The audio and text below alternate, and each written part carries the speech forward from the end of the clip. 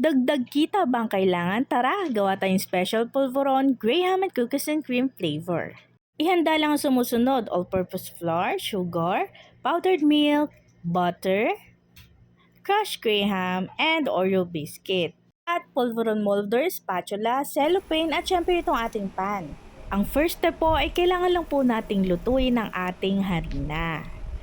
Haluin lang po ng haluin hanggang sa magkulay light brown po ito. Malalaman nyo po na luto na ang ating harina kapag naaamoy nyo na po yung bango nito. Medium heat lang po ito at kapag luto na, patay na po ang ating kalan. Pagkatapos po ay ihalo na natin ang ating asukal. Isunod naman po natin ang ating powdered milk. Kahit anong brand po, okay lang po yan. Mas malinamnam po kasi talaga pag powdered milk. At syempre, itong ating melted butter. Para sa akin, mas madali po kasing haluin kapag melted yung butter. Siguraduhin lang po nating nahalo nating mabuti at kapag okay na, hatiin po ito sa dalawa. Yung isa pang graham at yung isa naman ay yung pang Oreo. Ito po yung ating graham. 1 cup lang po ang kailangan natin dyan, ha. Haluin lang po ito ng haluin. Kung gusto nyo po, pwede nyo pong buksan yung inyong mga kalan. Low heat lang po habang hinahalo. Pero okay lang naman kahit hindi na. Siguraduhin lang po na halong-halo itong ating graham sa polvoron natin. At after po nyan, itabi po muna natin para lumamig. Sunod naman po natin gawin ay ating Oreo polvoron. Ayan, ihalo lang po natin yung ating crushed Oreo. Haluing mabuti. Ayan, tingnan niya, kikita nyo naman talagang dinudurog-durog ko pa po. Kasi dahil nga may butter, namumuo-muo po yung iba. Kaya siguraduhin po na pino po sila. At wala yung mga malalaking lump. Pagkatapos po niya, naitabi lang din po yan at palamigin. Ito na nga malamig na, dapat meron na kayo nakareding 5x5 cellophane. Ngayon, papakita ko kung paano po ninyo gagamitin ang molder. So, kanina ay napakita ko po sa inyo kung paano gumawa ng polvoron. Ayan, meron tayong graham polvoron at ang cookies and cream polvoron. At ngayon naman ay papakita ko sa inyo kung paano magbalot nito. Siyempre, dapat meron tayong cellophane. Ayan. Pwedeng iba-ibang kulay, depende sa inyo. At ang pinaka-importante, dapat meron tayo nito. Ang polvoron molder. Dalawang klase po yung shape ng polvoron. Meron pong oblong at ito yung bilog, yung round. Ito na yung pinili ko kasi maliit yung nakita kong oblong doon kanina sa palengke. So ayan, napakadali lang gamitin ito, ha. Yan lang, gaganyan-ganyan ka lang. So ngayon, babalutin ko muna ay yung cookies and cream. So ito yung ating cookies and cream. Yan. Super bango, tapos talaga naman kanina natikman na namin, napakasarap. So ayan, magbabalot tayo, magta-try tayong magbalot. Kapag nakapaglagay na po kayo, ayan, ganito lang pong gagawin nyo. Itutupi nyo lang po yan. Ayan, ganyan lang. Napakadali lang nito mga mga. Ayan. And then, ganito. Ayan. Yun. So, iikot-ikutin nyo lang tong gilid para mag-lock. So, tadan! At ayan, meron na nga tayong isang polvoron. Ganyan lang kadali. Kung masyado pa pong malambot yung polvoron nyo at nahirapan kayo ibalot dahil medyo nadudurog, ilalagay nyo lang po muna ito sa freezer ng mga 15 to 20 minutes. Pwede na yon para lang hindi siya madurog, maghiwa-hiwalay. So, ayan. Diba? Ganun lang kadali magbalot. Tapos, i-check. Magbabalot ako and then mamaya bibilangin natin kung ilan. Sa una, medyo mahirapan po kayo magbalot, pero kapag nasanay na po kayo, nako, napakabilis nyo na po niyan sigurado. At syempre, kailangan naghugas ng kamay, ha? So, ayan, nabalot na po namin lahat. Ako lang pala nagbalot ng ating graham polvoron. Itong nakabalot sa green at itong cookies and cream na polvoron. So, ayan, 86 pieces po lahat yan. At ang puhunan ko po dyan ay 275 pesos. Kasama na dyan yung pamasahe kong 30 pesos at yung sa kuryente na 20 pesos. Tomato said hello. And kung ibibenta po natin siya ng 5 pesos, tutubo po tayo ng 155 pesos.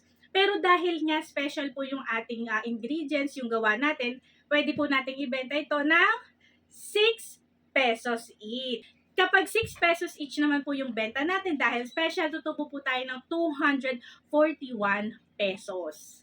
Yan, sa ating recipe na pinakita ko sa inyo kanina. At kung ibebenta nyo po ng per pack, like per dozen, kayo na pong bahala kung anong gagamitin nyo na packaging, like yung tub, or kung gusto nyo naman naka-plastic lang, yung medyo makapal na transparent plastic, ayan, pwede po yon.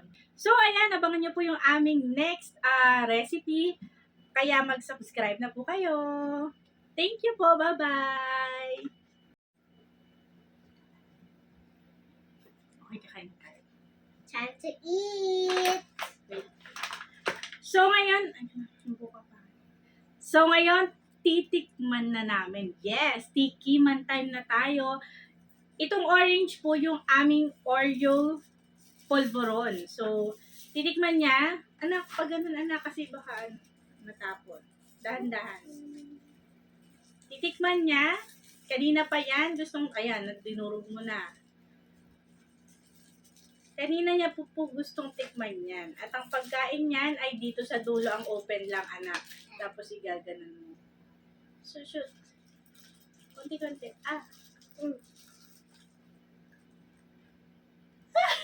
Pati ako nakanganga. Ano masasabi mo? Ayan. Ano masasabi mo? Syrup. Ha? Syrup. Masarap? Try ko? O kuha ko na akin para dapat masushoot mo to sa bibig mo para dyan dadaan. So, ito, cookies and cream. Nakatikim na ako nito sa iba. Ang gusto ko kasi dito, hindi margarine na margarine yung gamit. Although, yung mga buttercup is parang light margarine yun. Margarine din kasi yung buttercup. Pero hindi siya tulad ng parang purong margarine na kinikilo. Kaya gusto ko yung lasa nito.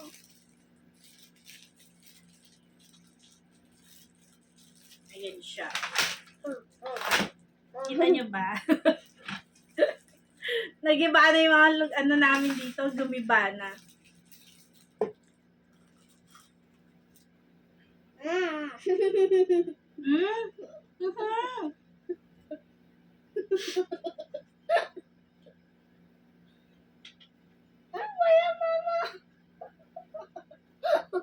Ang harap. Okay na okay yung bukas lang kayo. Sobrang harap.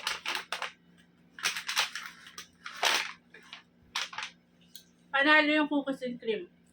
Panalo? Yes. Ito pang umupo. Ang sarap. Next. Lagay ko na muna yung cookies and cream ko dyan. Next, itong titikman natin ay itong ating Graham polvoron. Graham polvoron. Yes, wala pang natikman na Graham polvoron. Ngayon pa lang ako titikim. Ako din. At itong ginawa ko ngayon. Try natin. Ang init So, ayan. Hindi ko lang kung makikita nyo mabuti to. Pero ipapakita ko sa inyo. Uy, mukhang masarap. Ay, nag-iba ako tuloy. Mag-iba ako din yung sa akin. Diyan siya. Nadurog ko na. Nadurog ko na din. Yung tip para madali yung maibalot. Kasi malambot pa talaga siya. Malambot pa. Kailangan ilagay nyo muna sa freezer. Mga 15 to 20 minutes. Pwede na siguro yun. Tapos saka nyo ibalot para buong buo. Pero ako binalot ko na. Hindi ko na nilagay sa wala na space dun eh. So ito titikman ko na nga yung gusto mo? Totoo? Hindi totoo kasi para alam nila. Masarap daw. Graham polvoron to ha. Gayahin nyo yung recipe na ginawa ko kanina. Masarap din.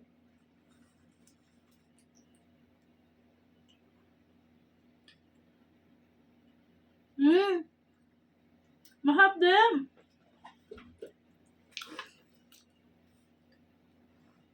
Masarap din yung Graham. Pero parang okay sa akin yung lasa ng Graham polvoron ha. Pero parang para mas malasahan yung Graham, kasi 1 cup lang yung nilagay ko kanina sa recipe. Pwede nyo siyang gawing 1.5 cup or 2 cups. Kayong bahala. Kung gustong-gusto yung lasang-lasa, Kung gustong-gusto nyo na lasang-lasa yung graham, pero ito okay na to sa akin. Sarap. Sarap na. Hmm? Mm-hmm. Don't talk when your mouth is full. Sobrang sarap. Di namin pagilan. Dandahan. So, ayan.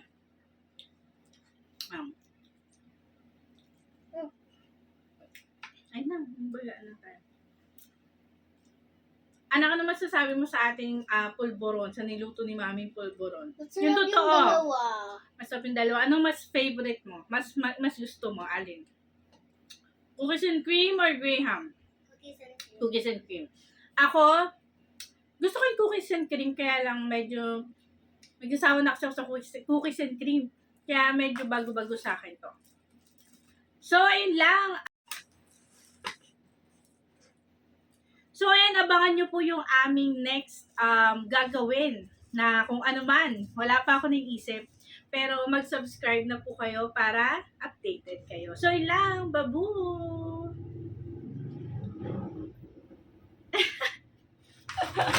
Ang sarap na! Nagkalat. Tada!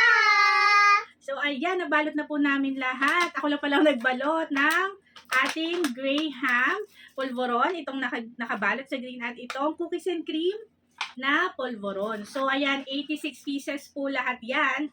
At ang puhunan ko po dyan ay 275 pesos. Kasama na dyan yung pamasahe kong 30 pesos at yung sa kuryente na 20 pesos. Tomato said hello. And kung ibibenta po natin siya ng 5 pesos, tutubo po tayo ng 155 pesos. Pero dahil nga special po yung ating ingredients, yung gawa natin, pwede po natin ibenta ito ng 6 pesos each. Yan. Kapag 6 pesos each naman po yung benta natin dahil special, tutubo po tayo ng 241 pesos. Yan. Sa ating recipe na pinakita ko sa inyo kanina. So ngayon, titikman na namin. Yes, tikiman time na tayo.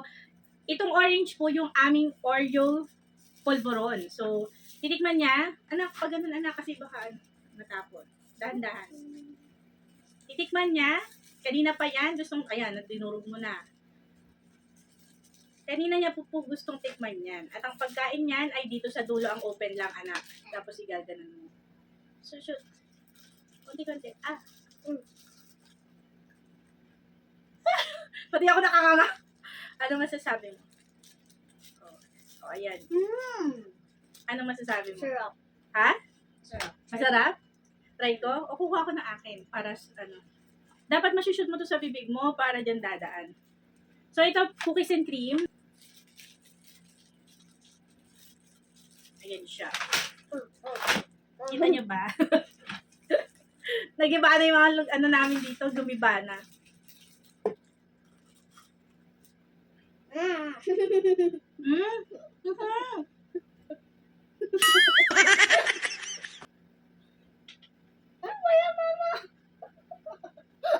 Ang harap. Okay na okay yung cookies and cream. Sobrang harap. Panalo yung cookies and cream. Panalo? Yes. Ito pang umupo. Ang sarap. Next. Lagay ko na muna yung cookies and cream ko dyan. Next, itong titikman natin ay itong ating graham polvoron. Graham polvoron. Kaya wala pang natikman na graham polvoron. Ngayon pa lang ako titikim. Ako din. At itong ginawa ko ngayon. Try natin. Ang init So, ayan. Hindi ko lang kung makikita nyo mabuti to. Pero ipapakita ko sa inyo. Uy, mukhang masarap. Ay, nagiba ko tuloy. Mag-iba ako din yung sa akin. Then siya, nadurog ko na. So, ito titikman ko na nga yung, ano, gusto mo? Totoo? Hindi totoo kasi para alam nila. Masarap daw. Graham polvoron to, ha? Gayahin nyo yung recipe na ginawa ko Ang kanina. sarap din.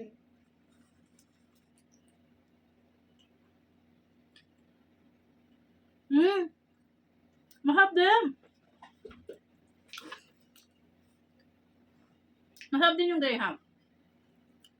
Sarap. Sarap na. Mhm.